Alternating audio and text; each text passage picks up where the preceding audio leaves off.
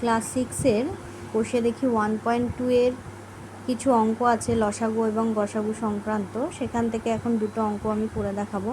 প্রথমে যে অঙ্কটা বলেছে যে সব থেকে ছোট সংখ্যা খুঁজি যা 18, 24 এবং 42 দিয়ে বিভাজ্য। তাহলে সব থেকে ছোট কথাটা বললে আমাদের সবসময় লসাগু করতে হবে। তাহলে আমরা 18, 24 এবং 12 না 42-এর লসাগু করব।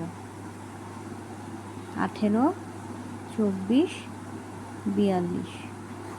তাহলে এখানে লসাগু করলে 2 দিয়ে সব কটাকে যাবে, 2 9 18, 12 24 আর 21 2 42। এরপরে এগুলো সব 3 দিয়ে যাবে, 3 3 9, 3 4 12, 3 7 21। আর যায় না, তাহলে লসাগু কি হবে?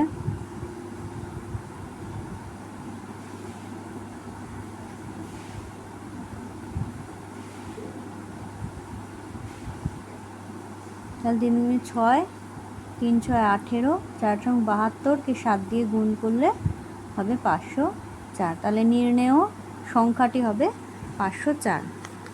পরের যে অঙ্কটা সেটা বলেছে সব থেকে বড় সংখ্যা খুঁজি যা দিয়ে 45 ও 60কে ভাগ করলে কোনো ভাগশেষ থাকবে না।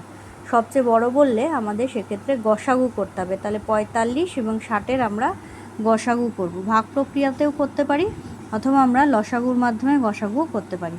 আমি ভাগ প্রক্রিয়ার সাহায্যেই দেখাচ্ছি। তাহলে 45 আর 60কে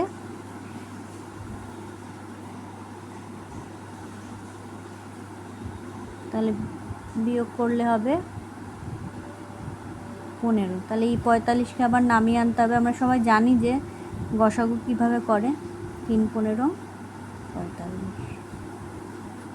তাহলে এখানে এই যেটা উত্তর লাস্টে যেটাকে দিয়ে ভাগ করা হলো সেইটা হচ্ছে গিয়ে উত্তর হবে। তাহলে নির্ণেয় সংখ্যা বড় সংখ্যাটি হবে 15।